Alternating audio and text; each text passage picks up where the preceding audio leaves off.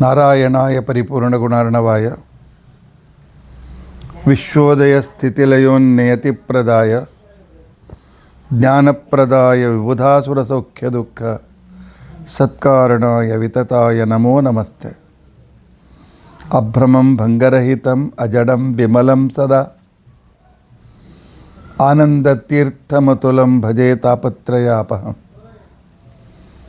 ಭವತಿ ಯದನುಭಾವಾದೇಡಮು ಕೋಪಿ ವಾಗ್ಮಿ ಜಡಮತಿರಪಿ ಜಂತುರ್ಜಾಯತೆ ಪ್ರಾಜ್ಞಮೌಲಿಃ. ಸಕಲವಚನಚೇತೋ ದೇವತಾ ಭಾರತೀ ಸಾ ಮಮ ವಚಸ್ಸು ನಿತತ್ತಾಂ ಸನ್ನಿಧಿಂ ಮಾನಸೇ ಚ. ಅಸ್ಮದ್ಗುರು ಸಮಾರಂಭಾಂ ಟೀಕಾಕೃತ್ಪಾದಮಧ್ಯಗಾಂ ಶ್ರೀಮದಾಚಾರ್ಯ ಪರ್ಯಂತಾಂ ವಂದೇ ಗುರು ಪರಂಪರಾಂ. ವಿದ್ಯಾಯಾಂ ವಿಬುಧಾಚಾರ್ಯಂ ವೇದಜ್ಞಾನಾಬ್ಧಿಚಂದಿರಂ ದುರ್ಮತಧ್ವಾಂತಮಾರ್ತಾಂಡಂ ಸತ್ಯಧ್ಯಾನಮುನಿಂ ಭಜೆ. ಪಂಚಾಶದ್ವರ್ಷಪರ್ಯಂತಂ ಸತತಂ ರಾಮಪೂಜಕಃ ಶ್ರೀ ಸತ್ಯಪ್ರಮೋದಗುರುರಾಟ್ ಭಾಸತಾಂ ನೋ ಹೃದಂಬರೆ. ಬಂಧುಸ್ತ್ವಂ ಗುರುರಿಷ್ಟದೈವತಮಿತಿ ತ್ವತ್ಪಾದಪಂಕೇರುಹಂ ಪ್ರಾಪ್ತಂ ಮಾಂ ಪರಿಪಾಲಯೇತಿ ಸತತಂ ಯಾಚೆ ನಿಬದ್ಧಾಂಜಲಿಃ. ಚಿತ್ತಂ ಮದ್ಗುಣದೋಷಚಿಂತನವಿಧೋ ನೂನಂ ಮನಂ ಮಾ ಕೃತಾಃ. ಶ್ರೀ ಸತ್ಯಾತ್ಮಗುರು ತ್ವದಂಘ್ರಿಯುಗಲಂ ಹಿತ್ವಾ ನಮೇ ಸದ್ಗತಿ. ಯೈರಹಂ ಶುಕವತ್ ಸಮ್ಯಕ್ ಶಿಕ್ಷಿತೋಸ್ಮಿ ಕೃಪಾಲುಭಿಃ ತಾನ್ ವಂದೇ ಧೇನುಪಾಚಾರ್ಯಾನ್ ತತ್ವಜ್ಞಾನಾರ್ಥಸಿದ್ಧಯೇ. ಶ್ರೀ ಗುರುಭ್ಯೋ ನಮಃ. ಹರಿ ಓಂ ಹರಿ ಓಂ ಹರಿ ಓಂ. ಸ್ವಸ್ತಿಸ್ತು ಅಶೇಷ ಸನ್ಮಂಗಲಾನಿ ಸಂತು. ಶ್ಲೋಕೈಕಶ್ರವಣಪಠನಮಾತ್ರೇಣ ವಕ್ತುಶ್ಚ ಶ್ರೋತॄಣಾಂ ನಿಖಿಲ ಕಲಿಕೃತ ಕಲ್ಮಷಾಪನೋದನ ಪಟುತರೆ ಧರ್ಮಾದ್ಯಖಿಲ ಪುರುಷಾರ್ಥ ಸಾಧನೀಭೂತೆ ಅದ್ಯ ಶ್ರೀಕೃಷ್ಣ ಚಾರಿತ್ರ ಮಂಜರಿ ವಿವರಣಾರಂಭೆ ಸತಿ ಕಿಂಚಿತ್ ಪೂರ್ವಕಥಾನುವಾದ. ಹರಿ ಓಂ ಹರಿ ಓಂ ಹರಿ ಓಂ. ಹರೇ ರಾಮ ರಾಮ ರಾಮ ಹರೇ ಹರೇ. ಹರೇ ಕೃಷ್ಣ ಕೃಷ್ಣ ಕೃಷ್ಣ ಹರೇ ಹರೇ. ಹರೇ ರಾಮ ರಾಮ ರಾಮ ಹರೇ ಹರೇ. ಹರೇ ಕೃಷ್ಣ ಕೃಷ್ಣ ಕೃಷ್ಣ ಹರೇ ಹರೇ. ಹರೇ ರಾಮ ರಾಮ ರಾಮ ಹರೇ ಹರೇ. ಹರೇ ಕೃಷ್ಣ ಕೃಷ್ಣ ಕೃಷ್ಣ ಹರೇ ಹರೇ. ಹರೇ ರಾಮ ರಾಮ ರಾಮ ಹರೇ ಹರೇ.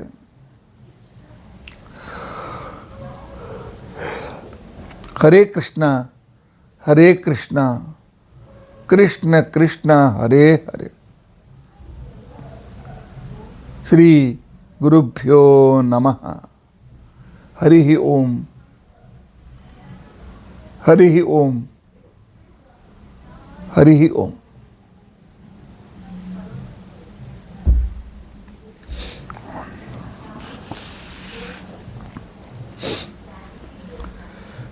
ಕೃಷ್ಣ ಮಂಜರಿಯ 22 ಶ್ಲೋಕಗಳು ಆಗಿವೆ. ಪರಮಾತ್ಮನ ವಿಶಿಷ್ಟ ಚರಿತ್ರೆಗಳನ್ನು ಎತ್ತಿ ಎತ್ತಿ ಅದನ್ನು ತೋರಿಸ್ತಾ ಇದ್ದಾರೆ ರಾಘವೇಂದ್ರ ಸ್ವಾಮಿಗಳವರು. ಕೃಷ್ಣನ ಉಪಾಸನೆ ನಾವು ಎಷ್ಟು ಮಾಡಿದರೂ ಕೂಡ ಕಡಿಮೆ. ಶ್ರೀಕೃಷ್ಣನ ಚರಿತ್ರೆ ನಾವು ಎಷ್ಟು ತಿಳಿದುಕೊಂಡರೂ ಕೂಡ ಕಡಿಮೆ.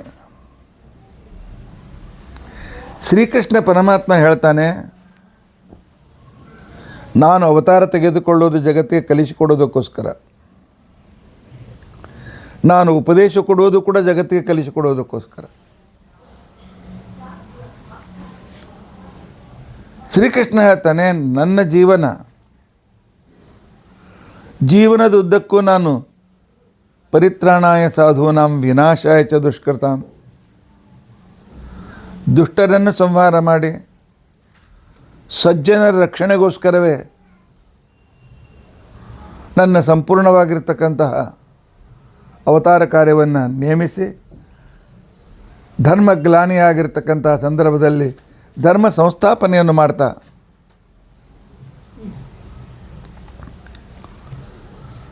ನಾನು ನನ್ನ ಅವತಾರ ಕಾಲಗಳನ್ನು ಮಾಡ್ತಾ ಇದ್ದೇನೆ ಅಂತ ಅನ್ನೋದನ್ನು ಶ್ರೀಕೃಷ್ಣ ತೋರಿಸಿಕೊಟ್ಟಿದ್ದಾನೆ.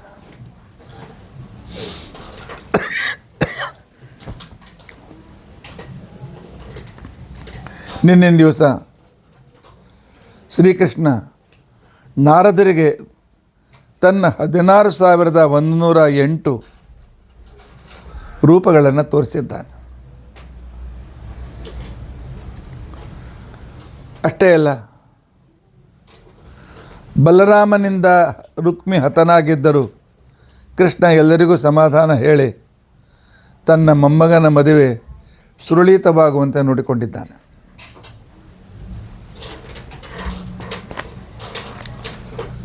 ಇವತ್ತು ಪರಮಾತ್ಮನ ಇನ್ನೊಂದು ವಿಶಿಷ್ಟವಾಗಿರ್ತಕ್ಕಂಥ ರಾಜನೀತಿಯನ್ನು ರಾಘವೇಂದ್ರ ಸ್ವಾಮಿಗಳವರು ಅಭಿವ್ಯಕ್ತಗೊಳಿಸ್ತಾ ಇದ್ದಾರೆ. ಪ್ರಾತರ್ಧ್ಯಾಯನ್ ಪ್ರಸನ್ನಃ ಕೃತ ನಿಜ ವಿಹಿತಃ ಸತ್ಸಭಾಂ ಪ್ರಾಪ್ಯ ಕೃಷ್ಣಃ ದೂತಂ ರಾಜ್ಞಾಂ ಪ್ರತೋಷ್ಯ ಅಮರ ಮುನಿವಿದಿತ ಶೇಷಕೃತ್ಯ ಪ್ರಯಾತಃ ಶಕ್ರಪ್ರಸ್ಥಂ ಚ ಮೋಭಿಃ ಬಹುಯುಭಯುತಂ ಬಂಧುಭಿರ್ಮಾನಿತೋಯಂ ಭೀಮೇನಾಪಾತ್ಯ ಬಾರ್ಹದ್ರತಮತ ನೃಪತೀನ್ಮೋಚಯನ್ ಮೇ ಪ್ರಸೀದೇತ್. ಪರಮಾತ್ಮ ನನ್ನ ಮೇಲೆ ಸಂತುಷ್ಟನಾಗಲಿ ಅಂತ ತಿಳ್ಕೊಂಡಂತೇಳಿ ಮಂತ್ರಾಲಯ ಪ್ರಭುಗಳು ಕೇಳ್ಕೊಳ್ತಾ ಇದ್ದಾರೆ. ಎಂಥ ಶ್ರೀಕೃಷ್ಣ ಸಂತುಷ್ಟನಾಗಬೇಕು? ಪ್ರಾತರ್ಧ್ಯಾಯನ್.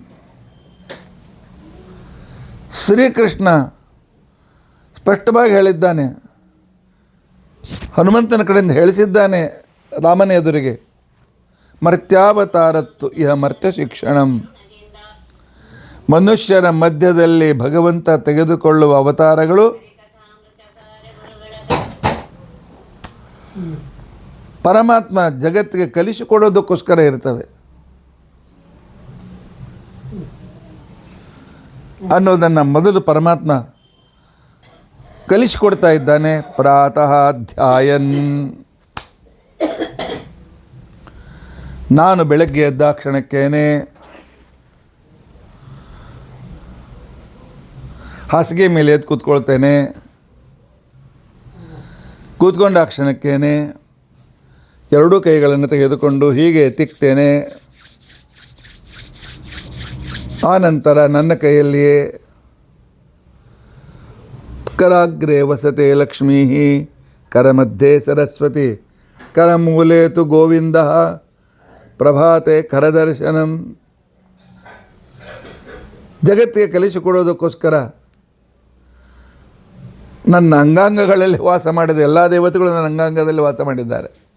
ಅವರಿಗೆ ನನ್ನ ಶರೀರದಲ್ಲೇ ಅವಕಾಶ ಕೊಟ್ಟಿದ್ದೆ ನಾನು. ಅದೇ ರೀತಿಯಾಗಿ ಲಕ್ಷ್ಮೀದೇವಿ, ಸರಸ್ವತಿ, ನನ್ನ ಗೋವಿಂದ ರೂಪಗಳನ್ನು ನಾನು ಸ್ಮರಣೆ ಮಾಡಿ ಆನಂತರ ಧ್ಯಾಯನ್ ನನ್ನ ರೂಪವನ್ನು ನಾನು ಧ್ಯಾನ ಮಾಡ್ತೇನೆ. ಏಕೆ? ನಾನು ನಿಮ್ಮೆಲ್ಲರಿಗೂ ಬಿಂಬ. ನಾನು ಮಾಡಿದರೆ ನಿಮಗೆ ಅದು ಕಲಿಸಿದಂತೆ ಆಗ್ತದೆ. ಪ್ರತಿಬಿಂಬರಾಗಿರ್ತಕ್ಕಂಥ ನಿಮಗೆ ಕಲಿಸಿದಂತೆ ಆಗ್ತದೆ.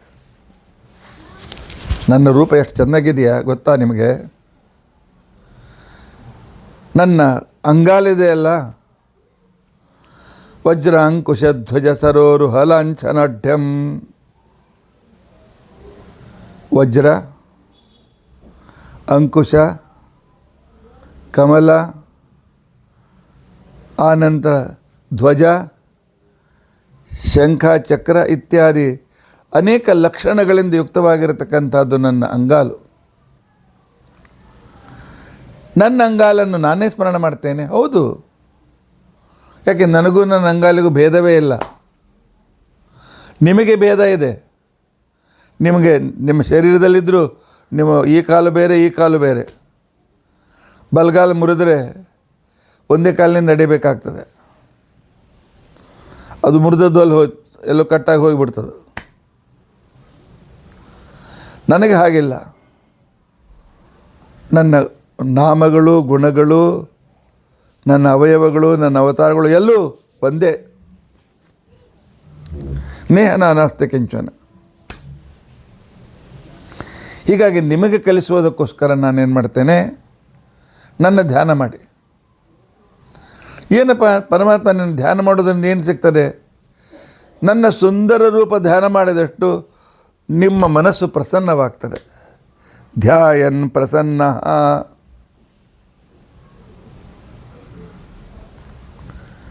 ನನ್ನ ಪಾದಗಳು 33 ಕೋಟಿ ದೇವತೆಗಳು ನಮಸ್ಕಾರ ಮಾಡಿದ್ದರಿಂದಾಗಿ, ಅವರ ಕಿರೀಟ ನನ್ನ ಪಾದ ಪೀಠದ ಮೇಲೆ ಘರ್ಷಣೆಯಾಗಿದ್ದರಿಂದಾಗಿ, ಅದರಿಂದ ಹೊರಟ ಬಂಗಾರದ ಧೂಳೀಕಣದಿಂದ ನನ್ನ ಪಾದಗಳು ಮುಚ್ಚಲ್ಪಟ್ಟು ನೀಲಿ ಆಕಾಶದ ಮೇಲೆ ಸೂರ್ಯನ ಬಂಗಾರದ ಕಿರಣಗಳು ಬಿದ್ದಾಗ ಹೇಗೆ ಕಾಣಬೇಕೋ ಹಾಗೆ ನನ್ನ ಪಾದಗಳು ಕಾಣ್ತಾ ಇರ್ತವೆ. ಮೇಘಶ್ಯಾಮ ಪಾದಗಳು, ಅದರ ಮೇಲೆ ಬಂಗಾರದ ಧೂಳು. ಕಲ್ಪನೆ ಮಾಡಿಕೊಳ್ಳಿ. ಆನಂತರ ನನ್ನ ಬೆರಳುಗಳನ್ನು ಕಲ್ಪನೆ ಮಾಡಿಕೊಳ್ಳಿ.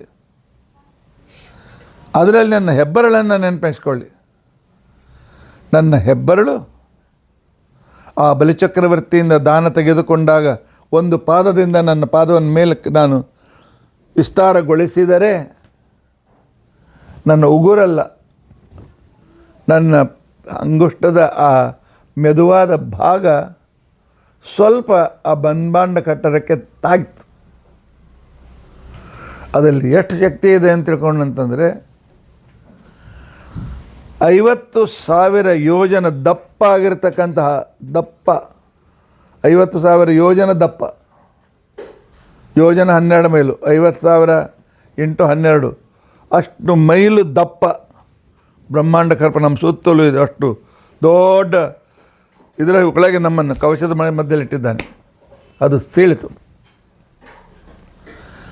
ಹೊರಗಿರ್ತಕ್ಕಂಥ ಶುದ್ಧೋದಕ ಆ ಸಂಧಿಯಿಂದ ಸೀಳಿದ ಭಾಗದಿಂದ ಬಂದುಬಿಡ್ತು. ಬಂದು ನನ್ನ ಪಾದವನ್ನು ತೊಯಿಸಿ ಕೆಳಗೆ ಹಿಮಾಲಯ ಪರ್ವತದ ಮೇಲೆ, ಮೇರು ಪರ್ವತದ ಉತ್ತರದಲ್ಲಿರುವ ಹಿಮಾಲಯ ಪರ್ವತದ ಮೇಲೆ ಬರಬೇಕಾದರೆ 60,000 ವರ್ಷ ಹಿಡಿಯಿತು. ಅಷ್ಟು ಅಂತರ ಇದೆ ಇಲ್ಲಿಂದ ಬ್ರಹ್ಮಾಂಡ ಕರ್ಪರದವರೆಗೆ. ಆ ನಂತರ ಅದೇ 4 ಭಾಗವಾಗಿ ಸಂಪೂರ್ಣ ಜಗತ್ತಿನಲ್ಲಿ ಹರಿದು ಭಾರತ ದೇಶಕ್ಕೆ ಅಲಕನಂದ ಅಂತನ್ನೋ ರೂಪದಿಂದ ಬಂದು, ಅಲಕನಂದ, ಮಂದಾಕಿನಿ, ಭಾಗೀರಥಿ, ಜಾಹ್ನವಿ ಇತ್ಯಾದಿ ಅನೇಕ ಹೆಸರುಗಳನ್ನು ಪಡೆಯುತ್ತಾ ಜಗತ್ತನ್ನು ಪವಿತ್ರಗೊಳಿಸಿದ ಆ ಗಂಗೆಯ ಧಾರೆಯನ್ನು ನೆನೆಸಿ,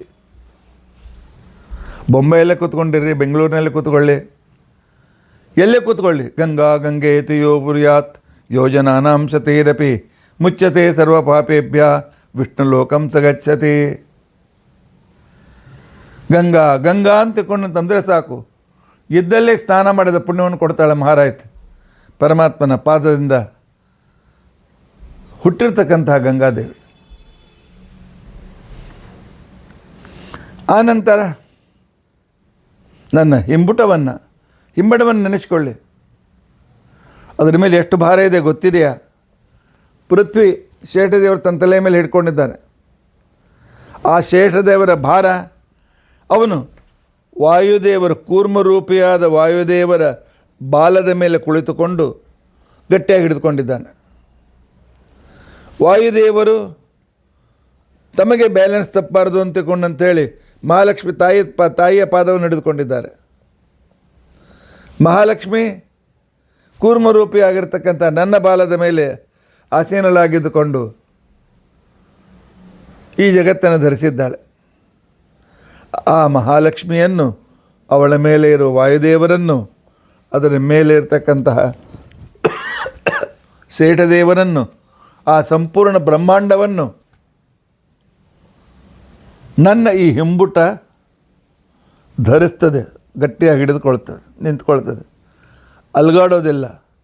ಯಾವುದೇ ರೀತಿಯಾಗಿರ್ತಕ್ಕಂತಹ ವೈಬ್ರೇಷನ್ನೂ ಇಲ್ಲ, ಸ್ಥಿರವಾಗಿರ್ತದೆ.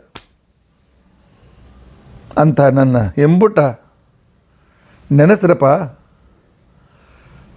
ನಿಮ್ಮ ಜೀವನದಲ್ಲಿ ಸ್ಥಿರತೆ ಸಿಗ್ತದೆ, ಲಿಂಗರಿಂಗ್ ಇಲ್ಲ. ಆ ನೌಕರಿಯೋ ಈ ನೌಕರಿಯೋ ಮತ್ತೇನೋ ಅಲ್ಲೋ ಇಲ್ಲೋ ಒಂದು ಕಡೆಗೆ ಸ್ಥಿರವಾಗಿದ್ದುಕೊಂಡು ನಿಮ್ಮ ಸಾಧನೆ ಮಾಡಲಿಕ್ಕೆ ಅನುಕೂಲ ಮಾಡಿಕೊಡ್ತದೆ ನನ್ನ ಅಂಗುಷ್ಟದ ಸ್ಮರಣೆ. ಪರಮಾತ್ಮ ಹೇಳ್ತಾನೆ, ಸಂಚಿಂತಯೇದ್ ಭಗವತಶ್ಚರಣಾರವಿಂದಂ ವಜ್ರಾಂಕುಶಧ್ವಜ ಸರೋರು ಹಲಾಂಚನಡ್ಡಂ ಉಕ್ತುಂಗ ರಕ್ತ ವಿಲಸನ್ನಕ ಚಕ್ರವಾಲ ಜ್ಯೋತ್ಸ್ನಾಭಿರಾಹತ ಮಹದ್ ಹೃದಯಾಂಧಕಾರಂ. ನನ್ನ ಉಗುರುಗಳ ಬೆಳಕಿನಿಂದ ಹೊರಗಿನ ಕತ್ತಲೆಯಲ್ಲ, ಒಳಗೆ ಅಡಗಿದ ಅಜ್ಞಾನದ ಕತ್ತಲೆಯೂ ಕೂಡ ದೂರವಾಗ್ತದೆ. ಇಂಥ ಪರಮಾತ್ಮನ ಆ ಪಾದ ಹಿಂಬುಟ, ಪರಮಾತ್ಮನ ಮೊಳಕಾಲಿನ ಕೆಳಭಾಗ ಪಿಂಡಲಿಗಳು ಇರತಕ್ಕಂಥ ಸ್ಥಳ. ಮೊಳಕಾಲಿನ ಕೆಳಕಾಲ ಹಿಂದಿನ ಭಾಗದಲ್ಲಿ ಪಿಂಡಲಿಗಳಿವೆಲ್ಲ. ಎಷ್ಟು ಗಟ್ಟಿಯಾಗಿವೆ ಗೊತ್ತೇ ನಿಮಗೆ. ನಾನು ಬಹಳ ವೇಗವಾಗಿ ಓಡ್ಬೋದು. ನನ್ನ ವೇಗ ಎಷ್ಟಿದೆ ಕಲ್ಪನೆ ಮಾಡಬೇಕೆ ನಿಮಗೆ? ಮಾಡಿಕೊಡ್ತೇನೆ, ತಿಳ್ಕೊಳ್ಳಿ. ಕೃಷ್ಣ ಹೇಳ್ತಾ ಇದ್ದಾನೆ, ಪಾರ್ವತಿ ದ್ರೌಪದಿ ದೇವಿ ದುಶ್ಯಾಸನ ಸೀರೆ ಎಳಿತಾ ಇರುವಾಗ ತನ್ನ ಮರ್ಯಾದೆ ಹೋಗಬಾರ್ದು ಅಂತ ಹೇಳಿ ಸೀರೆಯನ್ನು ಗಟ್ಟಿಯಾಗಿ ಇಲ್ಲೇ ಗಟ್ಟಿ ಹಿಡಿದುಕೊಂಡು ಕೂತು ನಿಂತಿದ್ಕೊಂಡಿದ್ದಾಳೆ. ಅವನು ಜಗ್ತಾ ಇದ್ದರೂ ಕೂಡ ಅವನು ಜಗ್ಲಿಕ್ಕಾಗಲಿಲ್ಲ. ಕೊನೆಗೆ ಅಂತಾಳೆ ಅವಳು, ರಕ್ಷತಿ ತೇವ ವಿಶ್ವಾಸ. ಪರಮಾತ್ಮ ರಕ್ಷತಿ ಅಂತ ವಿಶ್ವಾಸ ಇಟ್ಟಿದ್ದೇವಲ್ಲ, ನಿನ್ನ ವಿಶ್ವಾಸ ಇವತ್ತು ನಿಜವಾಗ್ತದೆ ಅಂತ ಅನ್ನೋದನ್ನು ನಾನು ಜಗತ್ತಿಗೆ ತೋರಿಸಿಕೊಡ್ತೇನೆ ಅಂತ ತಿಳ್ಕೊಂಡು ಅಂತ ಹೇಳಿ ಆ ಕಾಲದಲ್ಲಿ ಹಿಡಿದುಕೊಂಡ ಸೀರೆ ಕೈಯನ್ನು ಎತ್ತಿಬಿಟ್ಟಿದ್ದಾಳೆ. ಹಾ ಕೃಷ್ಣ ದ್ವಾರಕಾವಾಸಿನ್ ಕ್ವಾಸಿ, ದ್ವಾರಕಾವಾಸಿ ಕೃಷ್ಣ ಎಲ್ಲಿದ್ದೀಯಪ್ಪ ಬಾ ಅಂತ ತಿಳ್ಕೊಂಡು ಅಂತ ಹೇಳಿ ಕರೆದರೆ ಹೆಗಲ ಮೇಲಿದ್ದ ಸೀರೆ ಎಳೆಯುವಾಗ ಕೆಳಗೆ ಬರಲಿಕ್ಕೆ ಎಷ್ಟು ಟೈಮ್ ಹಿಡಿತಿದ್ರಿ? ಎಳೆದು ನೋಡ್ಲಿಕ್ಕೆ ಹೋಗ್ಬೇಡ್ರಿ. ಮತ್ತೆ ಫ್ರ್ಯಾಕ್ಷನ್ ಆಫ್ ಸೆಕೆಂಡ್ ಅಷ್ಟರಲ್ಲಿ ವೇಗವಾಗಿ ನಾನು ಬಂದು ಅನಂತ ಸೀರೆಯನ್ನು ದ್ರೌಪದಿಗೆ ಕೊಟ್ಟೆ, ಅವಳ ಮಾನವನ್ನು ಕಾಯ್ದೆ. ಅಂತಹ ಅಷ್ಟು ವೇಗವಾಗಿ ಬರುವ ನನ್ನ ಮೊಳಕಾಲಿನ ಕೆಳಭಾಗಗಳನ್ನು, ಮೊಳಕಾಲಿನ ಕೆಳಭಾಗವನ್ನು ನೀವು ಧ್ಯಾನ ಮಾಡಿ. ಅದ್ಭುತವಾಗಿರ್ತಕ್ಕಂಥ ಸಾಮರ್ಥ್ಯ ನಂದು. ಇನ್ನೇನು ಕ್ಷಣಕ್ಕೆ ಬೊಸಳೆಗೆ ಸರೆಂಡರ್ ಆಗಬೇಕು. ಆಗ ಪ್ರಾಣಾನ್ ನಮೋ ಭಗವತೆ ಪುರುಷಾಯ ತುಭ್ಯಂ ಅಂತ ಗಜೇಂದ್ರ ಕರೆದರೆ ಫ್ರ್ಯಾಕ್ಷನ್ ಆಫ್ ಸೆಕೆಂಡ್ನಲ್ಲಿ ಬಂದು ಆ ಮೊಸಳೆಗೆ ಚಕ್ರದಿಂದ ಮೊಸಳೆಯನ್ನು ನಾಶಪಡಿಸಿ ಗಜೇಂದ್ರನ ಸಂರಕ್ಷಣೆ ಮಾಡಿದವನು ನಾನೇ. ನನ್ನ ಆ ಮೊಳಕಾಲಿನ ಕೆಲವು ಪಿಡ್ಡಲಿ ಭಾಗಗಳನ್ನು ನೆನೆಸಿ ಅಂತ ತಿಳ್ಕೊಂಡು ಹೇಳ್ತಾರೆ. ನನ್ನ ತೊಡೆ ನೋಡಬೇಕಾ ನಿಮಗೆ? ನನ್ನ ದೇಹದ ಬಣ್ಣ ನೀಲಿ ಬಣ್ಣ,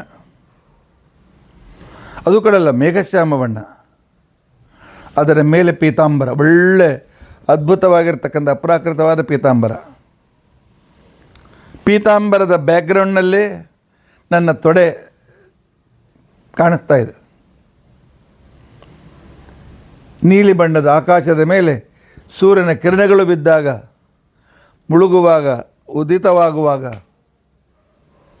ಆ ಆಕಾಶವೇ ದಂತೆ ಇರ್ತದೆ ನನ್ನ ತೊಡೆಗಳು.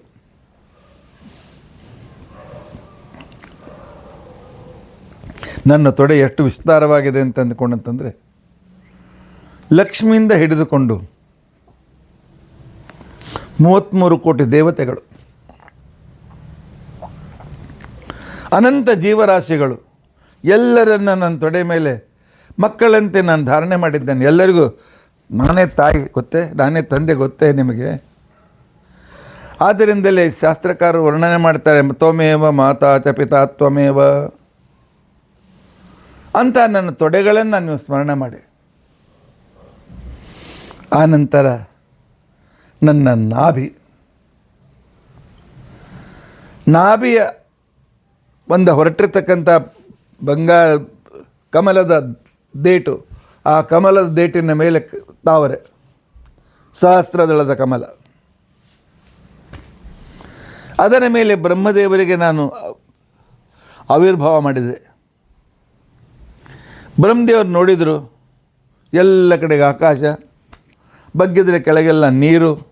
ನಾ ಎಲ್ಲಿಂದ ಬಂದೆ, ನನ್ನನ್ನು ತಂದವರು ಯಾರು ಅಂತ ಹೇಳಿ ಆ ಕಮಲದ ನಾಳದಿಂದ ಕೆಳಗಿಳಿದಿದ್ದಾರೆ. ದೇವತೆಗಳ ದಿವ್ಯ 100 ವರ್ಷದವರೆಗೂ ವೇಗವಾಗಿ ಕಂಟಿನ್ಯೂ ಹೋಗ್ತಾ ಇದ್ದಾರೆ. ಆಳ ಗೊತ್ತಾಗಲಿಲ್ಲ, ಮೂಲ ಗೊತ್ತಾಗಲಿಲ್ಲ. ಕೊನೆಗೆ ಪರಮಾತ್ಮನ ತಿಳಿದುಕೊಳ್ಳಿಕ್ಕೆ ನನ್ನ ಕಡೆಯಿಂದ ಪೂರ್ತಿಯಾಗಿ ಸಾಧ್ಯವಿಲ್ಲ ಅಂತ ತಿಳ್ಕೊಂಡು ಅಂತೇಳಿ ಮತ್ತೆ ಮೇಲೆ ಬಂದು ಕೂತ್ಕೊಂಡಿದ್ದಾರೆ. ಇಂಥ ನನ್ನ ಆಳವಾದ ನಾಭಿಯನ್ನು ನೀವು ನೆನೆಸಿ, ಹೇಗೆ ಮಗುವಿಗೆ ಸಂರಕ್ಷಕವಾಗಿ ತಾಯಿಯ ಕರಳು ಬಳ್ಳಿ ಇರ್ತದೋ ಅದೇ ರೀತಿಯಾಗಿ ಜಗತ್ತಿನ ತಂದೆಯಾದ, ಜಗತ್ತಿನ ತಾಯಿಯಾದ ನನ್ನ ಕರಳು ಬೆಳ್ಳು ನಿಮ್ಮ ಜಗತ್ತಿಗೆ ಆಧಾರ. ಆ ಉಪಕಾರವನ್ನು ಸ್ಮರಿಸಿಯಲ್ಲ ಸ್ವಲ್ಪ, ಒಂದು ದಿವಸ ಅದನ್ನು ನೆನೆಸಿರಿ. ಇದಾದ ನಂತರ ನನ್ನ ವಿಶಾಲವಾದ ಎದೆಯನ್ನು ಕಂಡಿದ್ದೀರಾ? ನಾಭಿಯ ಮೇಲೆ ತ್ರಿಬಳಿ, ಸಂಪೂರ್ಣ ಜಗ ನುಂಗಿದರೂ ಕೂಡ ನನ್ನ ಹೊಟ್ಟೆ ಮುಂದೆ ಬರಲಿಲ್ಲ. 3 ಮಡಿಕೆ ಚೆನ್ನಾಗಿ ಬೀಳ್ತವೆ. ಇಲ್ಲಿ ತಮಾಷೆಗೆ ಹೇಳ್ತಕ್ಕಂಥ ಒಂದು ಕ್ರಮ ಇದೆ ನಮ್ಮಲ್ಲಿ. 3 ಮಡಿಕೆ ಬೀಳಬೇಕು ಹೀಗೆ ಕೂತ್ಕೊಂಡ್ರೆ, ಹೊಟ್ಟೆಯಿಂದ ಮುಂದೆ ಇರಬಾರ್ದು ಹೊಟ್ಟೆ. ಅದರಲ್ಲಿ 1 ಮಡಿಕೆ ಕಡಿಮೆ ಆದರೆ, 1 ಮಡಿಕೆ ಇರ್ತದೆ ಕಡಿಮೆ ಆದರೆ 5 ಕಿಲೋ ಎಕ್ಸ್ಟ್ರಾ ಸ್ಟಾರ್ಚ್ ಅವನ ಶರೀರದಲ್ಲಿದೆ ಅಂತ ಅರ್ಥ. 2 ಮಡಿಕೆ ಹೋಗಿ 1 ಮಡಿಕೆ ಬೀಳ್ತಿದ್ರೆ 10 ಕಿಲೋ ಎಕ್ಸ್ಟ್ರಾ ಸ್ಟಾರ್ಚ್ ಶರೀರಕ್ಕೆ ಬೇಕಾಗಿಲ್ಲ, ಅದರ ಹಮಾಲಿ ಮಾಡ್ತಾ ಇದ್ದೇವೆ ಅಂತ ಅರ್ಥ. ಇನ್ನು ಒಂದು ಮಡಿಕೆ ಬೀಳೋದಿಲ್ಲ, ಹೊಟ್ಟೆ ಮುಂದೆ ಬಂದಿದೆ. 20, 15, 20, 25, 30 ಕಿಲೋ ಎಕ್ಸ್ಟ್ರಾ ಸ್ಟಾರ್ಚ್ ಹಮಾಲಿ ಮಾಡ್ತಾ ಇದ್ದೇವೆ. ಅದರಿಂದಾಗಿ ನಮ್ಮ ಹೃದಯ ದಣದು ಹೋಗ್ಬಿಡ್ತದೆ, ಒಂದು ದಿವಸ ಫೇಲ್ ಆಗಿಬಿಡ್ತದೆ. ಸ್ವಾಭಾವಿಕವಾಗಿರ್ತಕ್ಕಂಥ 3 ತ್ರಿವಳೆಗಳಿಂದ ಕೂಡಿದ ನನ್ನ ಹೊಟ್ಟೆ, ಅದರ ಮೇಲೆ ಬಂದರೆ ವಿಶಾಲವಾದ ನನ್ನ ಎದೆ.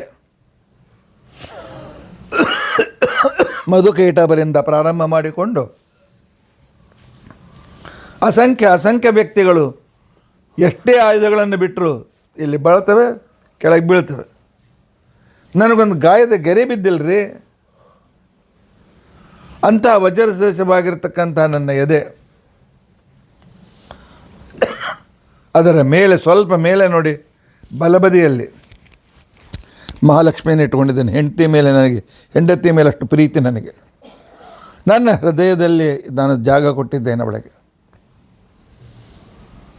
ಆನಂತರ ವನಮಾಲೆ, ವೈಜಯಂತಿ ಮಾಲೆ,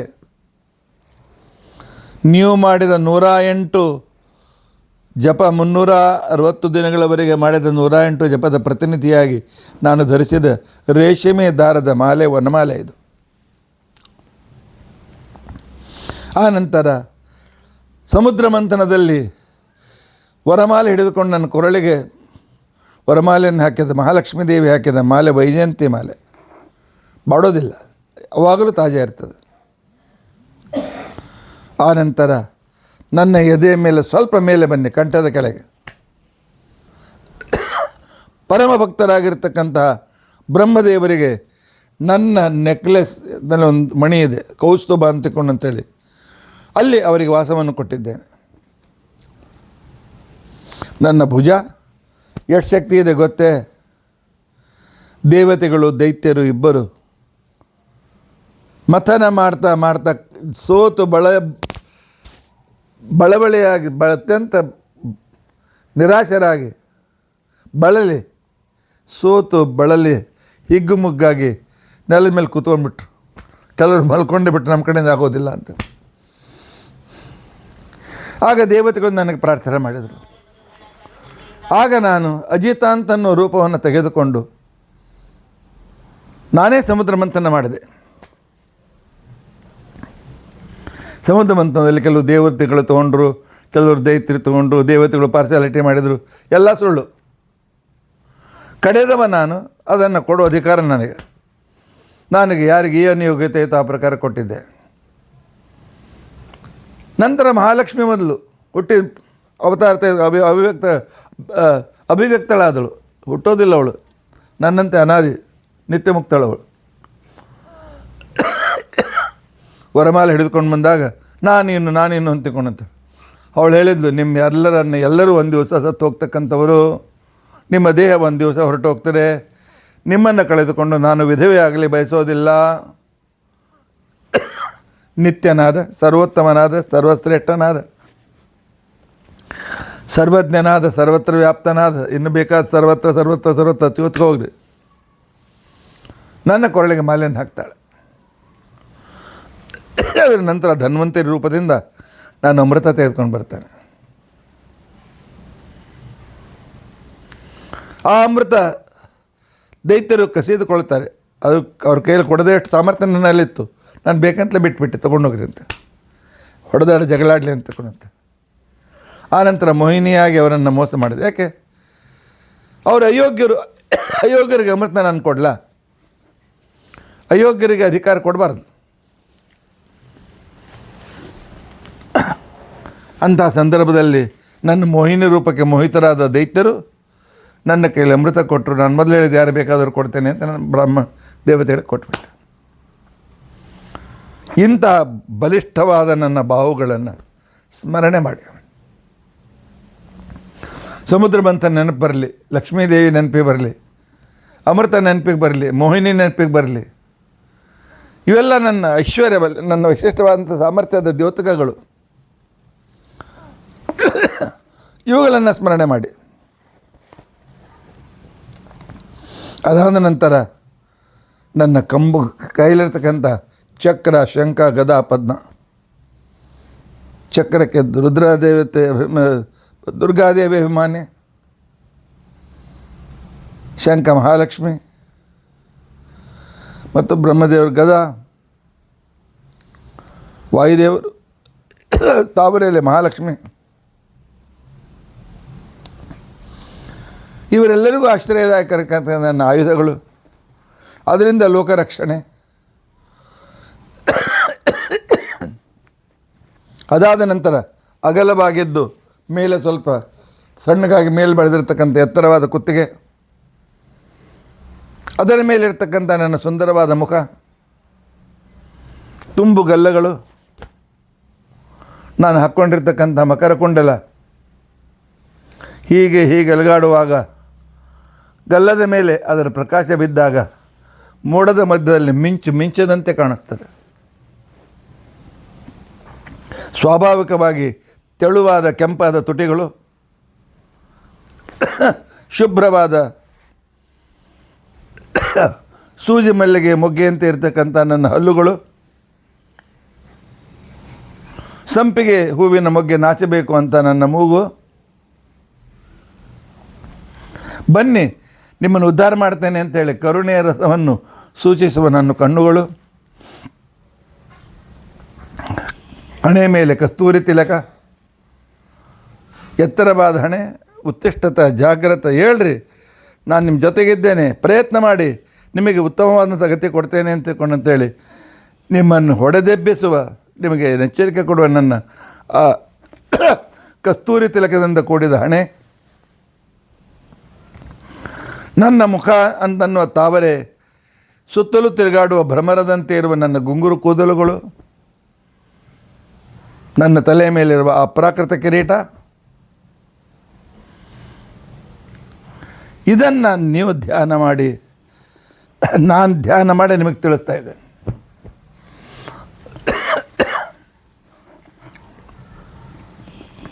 ಒಂದು 10 ನಿಮಿಷದ ಧ್ಯಾನ, 15 ನಿಮಿಷದ ಧ್ಯಾನ ನಿಮ್ಮ ಮನಸ್ಸನ್ನು ಪವಿತ್ರಗೊಳಿಸ್ತದೆ, ನಿಮ್ಮ ಪಾಪಗಳನ್ನು ದೂರ ಮಾಡ್ತದೆ, ನಿಮ್ಮ ಅಶಕ್ತಿಯನ್ನು ದೂರ ಮಾಡ್ತದೆ, ನಿಮ್ಮ ಮನೋರೋಗವನ್ನು ದೂರ ಮಾಡ್ತದೆ, ಶರೀರದಲ್ಲಿ ಶಕ್ತಿಯ ಸಂಚಾರವನ್ನು ಕೊಡ್ತದೆ, ನಿಮ್ಮ ಬಗ್ಗೆ ನಿಮಗೆ ಪವಿತ್ರ ಭಾವನೆ ಬರ್ತದೆ. ಒಂದೇ ಎರಡೇ ಪರಮಾತ್ಮನ ಆ ಒಂದು ರೂಪವನ್ನು ಚಿಂತನೆ ಮಾಡೋದರಿಂದಾಗಿ ನಮಗೇನು ಬೇಕು ಎಲ್ಲವೂ ಸಿಗ್ತದೆ.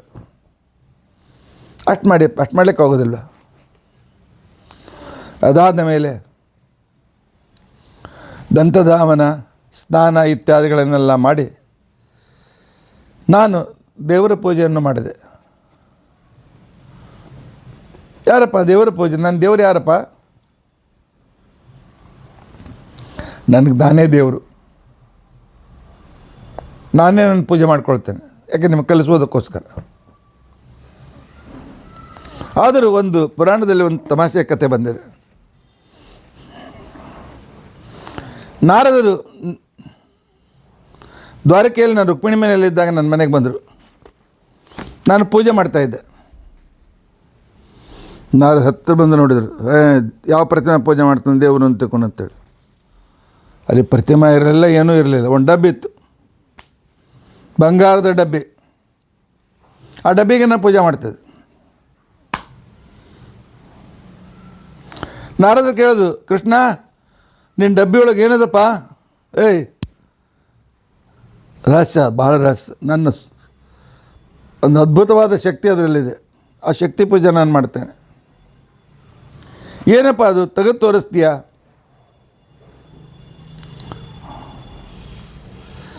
ನೋಡ್ಬೇಕೇನೋ ನಾರದ. ಹೌದು ಕೃಷ್ಣ, ನೀನು ಇಚ್ಛೆ ಮಾಡೇ ತೋರಿಸ್ಲಿಕ್ಕೆ ಆಗ್ತದೆ, ತೋರಿಸ್ತೀಯ ನನಗೆ? ತೋರಿಸಪ್ಪ ಕೃಷ್ಣ ಅಂತ ತಿಳ್ಕೊಂಡು ಅಂತೇಳಿ ನಾರದ ಕೇಳಿದಾಗ ನಾನು ಅದರ ಮುಚ್ಚಳ ಬಿಚ್ಚಿದೆ. ಒಳಗೆ ಹುಡಿ ಮಣ್ಣಿತ್ತು. ಕೃಷ್ಣ ಕೇಳಿದ, ಈ ಮಣ್ಣಿನ ಪೂಜೆ ಯಾಕೆ ಮಾಡ್ತಿ? ಇದು ಮಣ್ಣಲ್ಲಪ್ಪ, ಜಗತ್ತಿನೊಳಗೆ ಎಷ್ಟು ಜನ ಭಕ್ತರಿದ್ದಾರೆ, ಎಲ್ಲರ ಪಾದದ ಧೂಳಿ. ನಿನ್ನ ಪಾದ ಧೂಳಿನೂ ಇದ್ರೊಳಗದ. ನೀನು ನನ್ನ ಭಕ್ತ ಅಲ್ಲೇನು? ಎಲ್ಲ ಭಕ್ತರ ಪಾದ ಧೂಳಿಯನ್ನು ಇಟ್ಟುಕೊಂಡು ಅವರಲ್ಲಿ ನಾನು ಇರೋದರಿಂದಾಗಿ ಅದು ನನ್ನ ಪಾದ ಧೂಳಿನೇ. ಆ ಪಾದ ಧೂಳಿ ಜಗತ್ತಿಗೆ ಸಂರಕ್ಷಕ. ಸಜ್ಜನರ ಪಾದ ಧೂಳಿಯನ್ನು ಶಿರಸ ವಹಿಸಿದ್ದರಿಂದ ನಾರದ ನೀನೊಬ್ಬಳು ಕೆಲಸಗಾರನ ಮಗನಾಗಿ ನಂತರ ಬ್ರಹ್ಮದೇವರ ಮಗನಾದ್ನೆಲ್ಲ ಈ ಬ್ರಾಹ್ಮಣರ ಜ್ಞಾನಿಗಳ ಪಾದ ಧೂಳಿಯನ್ನು ಧರಿಸಿದ್ದರಿಂದ ಬ್ರಾಹ್ಮಣು ಮಮದೇವತಾ ಅಂತಕೊಂಡು ನಾನು ಹೇಳ್ಕೊಳ್ತಾ ಇದ್ದೇನೆ. ಜಗತ್ತಿಗೆ ನಾನು ದೇವತೆ ಆದರೆ ನನಗೆ ಬ್ರಾಹ್ಮಣರು ದೇವತೆಗಳು. ಅಂದರೆ ಬ್ರಾಹ್ಮಣರಲ್ಲಿದ್ದು ನಾನು ಜಗತ್ತನ್ನು ಸಂರಕ್ಷಣೆ ಮಾಡ್ತೇನೆ.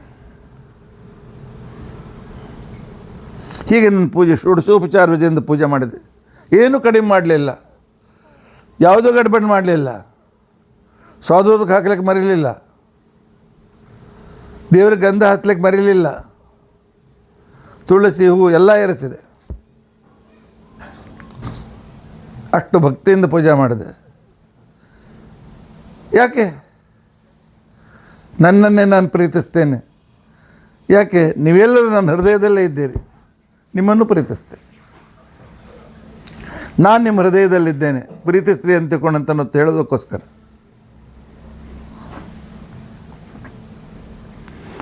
ಕೃಷ್ಣ ನಾನು ಕೇಳೋರು ಯಾರಿಲ್ಲ. ಕಿಂಗ್ ಮೇಕರ್ ನಾನೇ. ಉಗ್ರಸೇನ ರಾಜ್ಯದ ಮೇಲೆ ಕೊಡಿಸಿದವನು. ಮಹಾಲಕ್ಷ್ಮಿ ನನ್ನ ಹೆಂಡತಿ. ಯಾವ ಕಡಿಮೆಯೂ ಇಲ್ಲ, ಅತ್ಯಂತ ಅದ್ಭುತವಾದ ಸಾಮರ್ಥ್ಯ. ನಾನು ಪೂಜೆ ಮಾಡದೇ ಇದ್ರೂ ಯಾರು ಕೇಳೋದಿಲ್ಲ, ನಾನು ಸಂಧ್ಯಾವಂದನೆ ಮಾಡದೇ ಇದ್ರೂ ಯಾರು ಕೇಳೋದಿಲ್ಲ. ಆದರೆ ನಾನು ಮಾಡ್ತೇನೆ, ದಿನಾಲು ತಪ್ಪದೇ ಸಂಧ್ಯಾವಂದನೆ ಮಾಡ್ತೇನೆ. ಯಾಕೆ? ನಿಮಗೆ ಕಲಿಸುವುದಕ್ಕೋಸ್ಕರ. ದೇವರ ಪೂಜೆ ಮಾಡ್ತೇನೆ, ಯಾಕೆ? ನಿಮಗೆ ಕಲಿಸುವುದಕ್ಕೋಸ್ಕರ. ದಾನ ಧರ್ಮ ಮಾಡ್ತೇನೆ, ನಿಮಗೆ ಕಲಿಸುವುದಕ್ಕೋಸ್ಕರ. ದಿನಾಲು ಗೋಪೂಜೆ ಮಾಡ್ತೇನೆ, ನಿಮಗೆ ಕಲಿಸುವುದಕ್ಕೋಸ್ಕರ. ಇಷ್ಟೆಲ್ಲ ಆದಮೇಲೆ 10 ಗಂಟೆ ಒಳಗೆ ಇಷ್ಟೆಲ್ಲ ಮುಗಿಸಿ ಸರಿಯಾಗಿ ನಾನು ರಾಜ್ಯಸಭೆಗೆ ಬರ್ತೇನೆ. ರಾಜ್ಯಸಭೆಗೆ ಬಂದಾಕ್ಷಣಕ್ಕೇನೆ ಮೊದಲು ನಾನು ನೋಡೋದು ಪೋಸ್ಟ್ನಿಂದ ಏನೇನು ಬಂದಾವ ಅಂತ ತಿಳ್ಕೊಂಡು ಅಂತ ಹೇಳಿ ನೋಡಿದೆ. ಒಂದು ದೊಡ್ಡ ಪಾಕೆಟ್ ಇತ್ತು, ದೊಡ್ಡ ಪಾಕೆಟು ತುಂಬಿ ಎತ್ತಲಿಕ್ಕೆ ಆಗ್ದಿಲ್ಲ. ಎತ್ತಿ ಟೇಬಲ್ ಮೇಲೆ ಇಟ್ಟು ನನ್ನ ಸೇವಕ. ಇನ್ನೊಂದು ಒಂದು ಎನ್ವಲಪ್ ಅಗದಿ ತೆಳ್ಳಗೆ ಒಂದು ದಪ್ಪಾಗಿರ್ತಕ್ಕಂಥ ಇಷ್ಟು ದೊಡ್ಡ ಪಾಕೆಟು, ಇನ್ನೊಂದು ತೆಳಗಿನ ಪಾಕೆಟು. ಅನ್ನಪ್ಪ ಅಣೋರಣೀಯಾನ್ ಮಹತ್ವಮಯ್ಯಾನ್, ಅಣು ಮಹತ್. ಆದರೂ ನೆನಪು ಯಾವಾಗಲೂ ಮನುಷ್ಯನಿಗೇನಿರ್ತದೆ, ಸಣ್ಣ ಪುಸ್ತಕ ದೊಡ್ಡ ಪುಸ್ತಕ ಇದ್ದಾಗ ಮೊದಲು ಸಣ್ಣ ಪುಸ್ತಕ ತೆಗೆದು ನೋಡ್ತಾನೆ, ನೋಡಿ ಮುಗಿಸ್ಬಿಡೋಣ ಅಂತ, ದೊಡ್ಡ ಅವಕಾಶ ಮಾಡೋಣ ಅಂತ. ಆ ಸಣ್ಣ ಪ್ಯಾಕೆಟ್ ತೆಗಿತೀನಿ, ಪಾಂಡವರಿಂದ ಬಂದು ಪತ್ರ ಇತ್ತು. ರಾಜಸೂಯಾಗ ಮಾಡಬೇಕು ಅಂತ ನಿರ್ಧಾರ ಮಾಡಿದ್ದೇವೆ, ನಿನ್ನ ಅನುಮತಿ ಬೇಕು, ನೀನೇ ಸ್ವಂತ ಬರಬೇಕು, ನಿನ್ನ ಅಧ್ಯಕ್ಷದಲ್ಲೇ ನಡೀತದೆ. ಇಷ್ಟೇ 4 ಲೈನ್. 5 ಪಾಂಡವರು ಸಿಗ್ನೇಚರ್ ಇತ್ತು. ಸಾಷ್ಟಾಂಗ ನಮಸ್ಕಾರ ಮಾಡಿ ಸಿಗ್ನೇಚರ್ ಮಾಡಿದ್ದೇವೆ ಅಂತ ಹೇಳಿದರು. ಆ ನಂತರ ಇನ್ನೊಂದು ಲಕೋಟೆ ಹೊಡಿತೇನೆ. 22,800 ಪುಟ ಪತ್ರ. 22,800 ಪುಟದ ಒಂದು ಪಾರ್ಸಲ್ ನನಗೆ ಬಂದಿತ್ತು. ಅದರಲ್ಲಿ ಏನಿರಲಿಲ್ಲ, ಪ್ರತಿಯೊಂದರಲ್ಲಿ ಒಬ್ಬ ರಾಜನ ಫೋಟೋ, ಅದರ ಕೆಳಗೆ ಒಂದು ಸಿಗ್ನೇಚರ್, ಅದರ ಕೆಳಗೆ ನಮ್ಮನ್ನು ಉದ್ಧರಿಸು.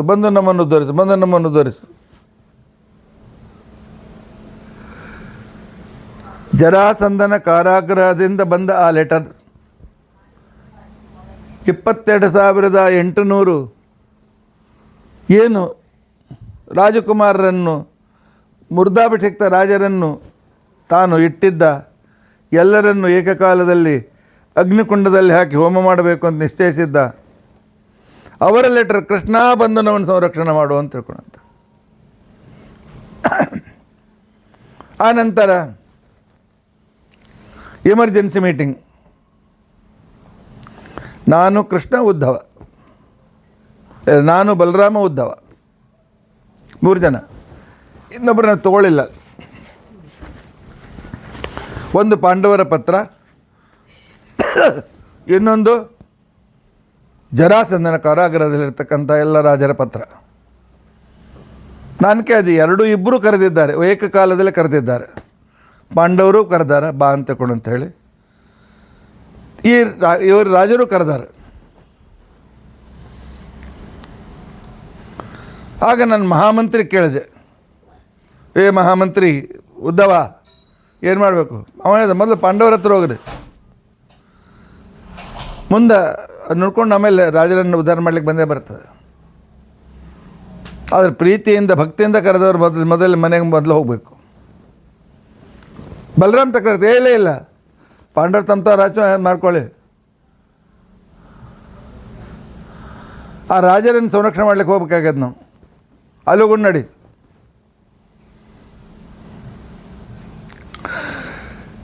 ಆಗ ಶ್ರೀಕೃಷ್ಣ ಹೇಳ್ದ,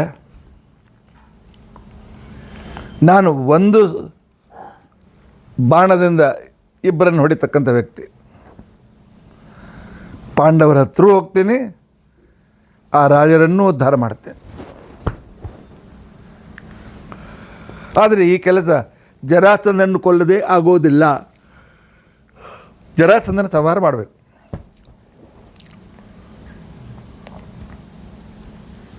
ಆ ಕೆಲಸ ಮಾಡೋಣ. ಪಾಂಡವರ ರಾಜಸೂಯದ ಯಜ್ಞಕ್ಕೆ ಸಹಾಯವೂ ಆಯಿತು. ಒಬ್ಬ ದುಷ್ಟ ಬದಿಗೋದ.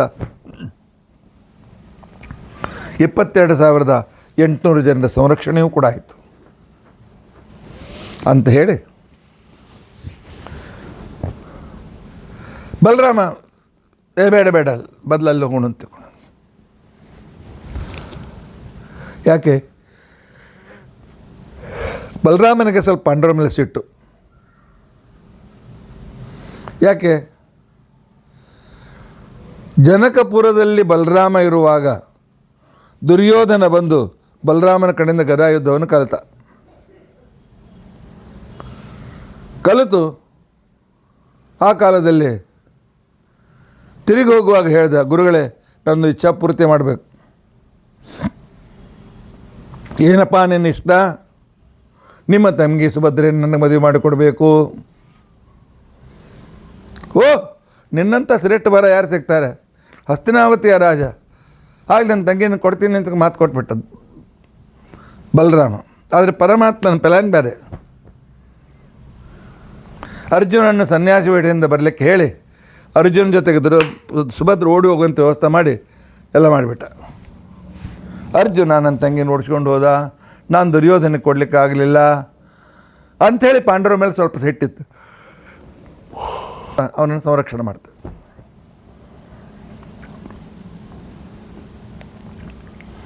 ಪರಮಾತ್ಮ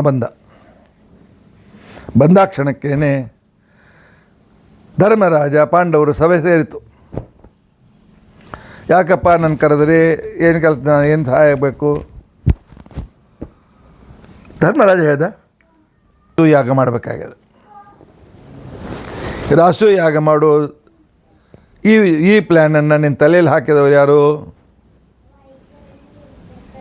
ಧರ್ಮರಾಜ ಹೇಳ್ದ, ನಾರದರು ಎಲ್ಲ ಲೋಕದಲ್ಲಿ ತಿರುಗಾಡ್ತಾ ಇದ್ದರು. ಬಂದಾಗ ನಾನು ಕೇಳಿದೆ, ಪಿತೃಲೋಕದಲ್ಲಿ ನಮ್ಮ ತಂದೆ ಪಾಂಡುರಾಜ ಇದ್ದ ವಿಚಾರವನ್ನು ಹೇಳಿದರು. ಅದರ ಜೊತೆಯಲ್ಲಿ ಹರಿಶ್ಚಂದ್ರ ಇತ್ಯಾದಿಗಳು ಇಂದ್ರನ ಸಭೆಯಲ್ಲಿದ್ದಾನೆ ಅಂತಿಕೊಂಡಂತಕ್ಕಂಥ ಮಾತನ್ನು ಹೇಳಿದ್ರು.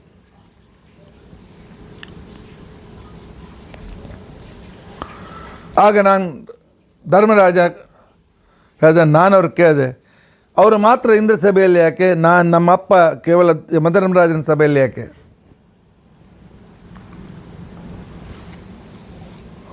ದೇವಸಭೆಗೆ ಹೋಗಬೇಕಾಗಿದ್ದರೆ ಅವರು ರಾಸೂಯಾಗವನ್ನು ಮಾಡಿರಬೇಕು. 100 ಅಶ್ವಮೇಧ ಯಜ್ಞ ಅಥವಾ ರಾಸೂಯಾಗ ಮಾಡಿರಬೇಕು. ಹಾಗಾದರೆ ನಾನು ಅದನ್ನು ನಿಶ್ಚಯ ಮಾಡಿಬಿಟ್ಟೆ, ಮಾಡಬೇಕು ಅಂತಕೊಂಡು. ಕೃಷ್ಣ ನೋಡಿದ, ಈ ಧರ್ಮರಾಜನಿಗೆ ರಾಸೂಯಜ್ಞ ಮಾಡುವ ಯೋಗ್ಯತೆ ಇಲ್ಲ. ರಾಜಸೂಯ ಅಂತ ತಿಳ್ಕೊಂಡಂತಂದರೆ ಎಲ್ಲ ರಾಜರನ್ನು ಗೆಲ್ಲಬೇಕು.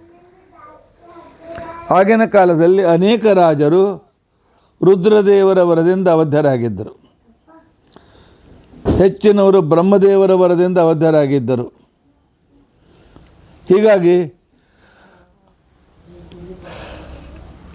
ಇದ್ದರೂ ಕೂಡ ಅದನ್ನು ಮೀರಿ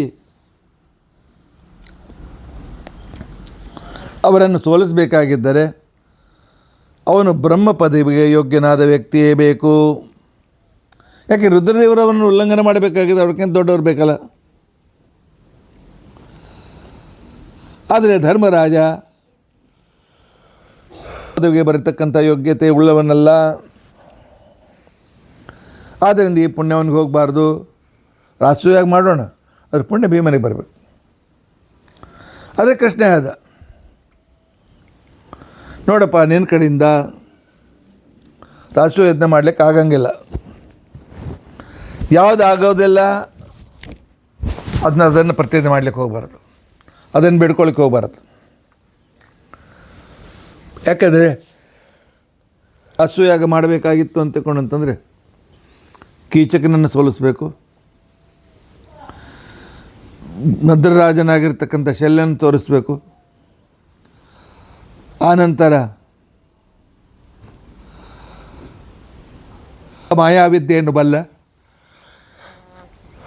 ಸೋಲಿಸ್ಬೇಕು. ನಿನ್ನ ಕಡೆಯಿಂದ ಆಗ್ತೇನಪ್ಪ, ನಿಮ್ಮ ಕಡೆಯಿಂದ ಆಗ್ತೇನು? ಧರ್ಮರಾಜ ಸುಮ್ಮಾಗ್ಬಿಟ್ಟ. ಆಗೋದಿಲ್ಲ ಅಂತ ನನಗೆ ಅನಿಸ್ತು. ಆಯಿತು, ಶತ್ರುಗಳನ್ನು ಸೋಲಿಸ್ತಕ್ಕೆ ನನ್ನ ಕಡೆಯಿಂದ ಆಗೋದಿಲ್ಲ, ಕ್ಯಾನ್ಸಲ್, ರಾಜಸೂಯಾಗ ಮಾಡುವುದಿಲ್ಲ.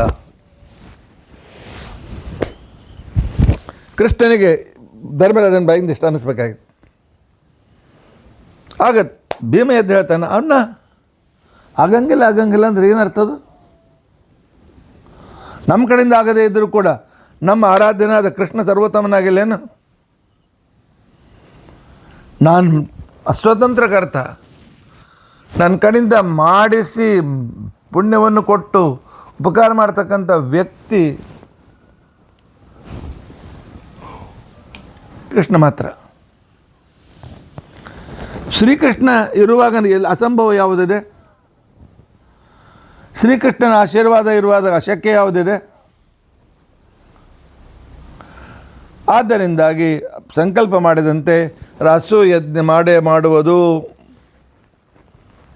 ಅಂತ ಭೀಮ ಹೇಳಿದಾಗ ಅಲ್ಲಿರ್ತಕ್ಕಂತಹ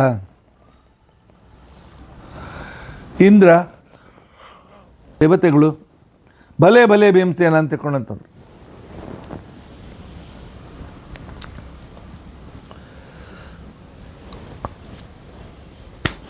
ಆಗ ವೇದವ್ಯಾಸದವರು ಬಂದರು,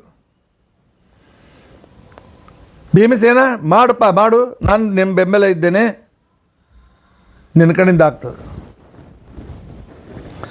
ಇಲ್ಲಿ ತನಕ ಪರಾಕ್ರಮ ವ್ಯಕ್ತಪಡಿಸದೇ ಇದ್ದರೂ ಆ ಪರಾಕ್ರಮ ನಿನ್ನ ಹತ್ರ ಇದೆ. ನಿನ್ನ ಹತ್ತಿರ ಎಷ್ಟು ಪರಾಕ್ರಮ ಇದೆ, ನಿನ್ನ ಹತ್ತಿರ ಎಷ್ಟು ಸಾಮರ್ಥ್ಯ ಇದೆ ಅಂತ ನೀನು ತಿಳಿದುಕೊಂಡಿದ್ದೀಯಲ್ಲ,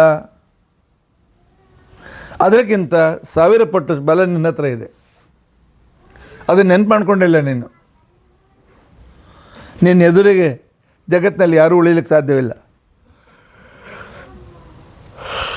ದುಷ್ಟರೆಲ್ಲರೂ ಹೋಗಲೇಬೇಕು, ಸಜ್ಜನರೆಲ್ಲ ಉಳಿಲೇಬೇಕು. ಶ್ರಮದಿಂದ ಸ್ವಲ್ಪ ದೇಹ ಆಲಸ್ಯ ಆಗ್ತಾ ಇದೆ. ಭೀಮ ಯತ್ಕಿಂಚಾತ್ಮನಿ ಕಲ್ಯಾಣಂ ಸಂಭಾವಯತೆ ಪಾಂಡವ, ನಿನ್ನ ಹತ್ರ ಎಷ್ಟು ಬಲ ಇದೆ ಅಂತ ತಿಳ್ಕೊಂಡಂತೆ ನೀನು ತಿಳಿದುಕೊಂಡಿದ್ದೀಯಲ್ಲ, ಸಹಸ್ರಗುಣಮುಪ್ತುಷ್ಟಂ ತ್ವಯಿ ಸಂಭಾವಯಾಮ್ಯಹಂ, ಇದಕ್ಕಿಂತ 100 ಪಟ್ಟು ಬಲ ನಿನ್ನ ಹತ್ರ ಇದೆ ಅಂತ ತಿಳ್ಕೊಂಡಂತ ಅನ್ನೋದು ನನ್ನ ಸಂಕಲ್ಪ, ಸುಳ್ಳಾಗೋದಿಲ್ಲ. ಆದ್ದರಿಂದಾಗಿ ಕ್ಯಾನ್ಸಲ್ ಮಾಡಬೇಡಿ, ಮಾಡಲೇಬೇಕು. ವೇದವ್ಯಾಸರು ಹೇಳಿದ್ರು, ಭೀಮ ನಿನ್ನ ಜೊತೆಗೆ ನಾನಿದ್ದೇನೆ. ಕೃಷ್ಣ ಹೇಳ್ತಾನೆ, ಭೀಮ ನೀನು ಸಂಕಲ್ಪ ಮಾಡೋದಿದ್ದರೆ ಅವಶ್ಯವಾಗಿ ಯಜ್ಞವನ್ನು ಮಾಡೋಣ ಅಂತ ಹೇಳಿ ಧರ್ಮರಾಜ ನಿಶ್ಚಯ ಮಾಡ್ತಾನೆ. ಪರಮಾತ್ಮನ ಕೃಪೆ ಭೀಮಸೇನ ಮೇಲಿದ್ದದನ್ನು ನೋಡಿ ಆಶ್ಚರ್ಯಚಕಿತನಾಗ್ತಾನೆ. ಮುಖ್ಯ ಕಾರಣನಾಗಿರ್ತಕ್ಕಂಥವನು ಭೀಮಸೇನ. ಅವನು ಇಲ್ಲದೇ ಇದ್ದರೆ ಅಸೂಯಜ್ಞ ಆಗ್ತಿರಲಿಲ್ಲ. ಆದ್ದರಿಂದಾಗಿ ಯಾವ ವಿಶಿಷ್ಟವಾಗಿರ್ತಕ್ಕಂತಹ ಕೆಲಸದಲ್ಲಿ ಅಸಾಧಾರಣ ಕಾರಣನಾಗಿದ್ದಾನೆಯೋ ಅಂತಹ ಅಸಾಧಾರಣ ಕಾರಣನಾಗಿರ್ತಕ್ಕಂಥ ವ್ಯಕ್ತಿ ಭೀಮ ಎಲ್ಲಕ್ಕಿಂತಲೂ ಶ್ರೇಷ್ಠ. ಅದರಲ್ಲಿ ಯಾವ ಸಂದೇಹವೂ ಕೂಡಿಲ್ಲ. ಹರಿಯು ಸರ್ವೋತ್ತಮನಾಗಿದ್ದರೆ ವಾಯು ಜೀವೋತ್ತಮ ಅನ್ನೋದು ನಿರ್ಧಾರ, ನಿಶ್ಚಿತ, ಸೈದ್ಧಾಂತಿಕ.